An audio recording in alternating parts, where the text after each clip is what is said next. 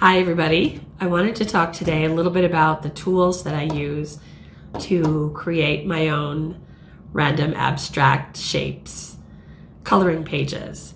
So today we're going to talk about three things: the paper that I use, and the pen, how to draw the outlines, or what pens I use to draw the outlines, and then I'm going to talk a little bit about some templates and things that I have used to make the pages. So the first thing, I will show you this, kind of give you an idea of what we're talking about. So this is just one example of drawing my own coloring pages by hand. And to do that, I use different kinds of paper. I use just regular printer paper, or I have used mixed media paper, so it's a little thicker. It feels almost more like construction paper. And I have also used bigger paper, so you can use, I think, just about any kind of paper that you want to use, whatever's comfortable, whatever you have. And maybe as you get further along, what really works for you better. But I think use what you've got and start with that. And then to actually draw the shapes and the circles and the squares, I mainly use a Sharpie, a black Sharpie, although you could use, again, whatever you have handy. You could probably even use crayons, especially if your kids want to get in on the action. And so I think, again, it's use what you have, start out with what you have, and see where it takes you.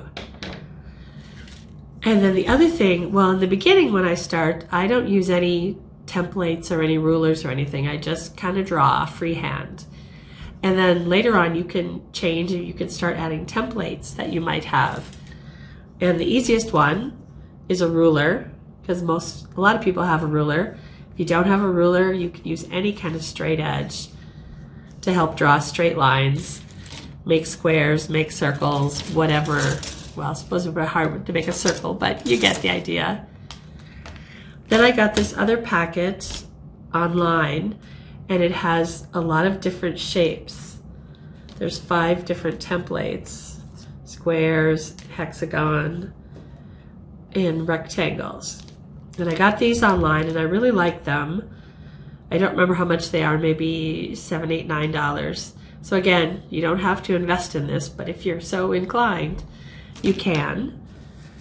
And then I found some other templates at Michael's craft shop, and they have different shapes on them, different sizes of shapes, and they come in handy for making the different designs and overlapping things.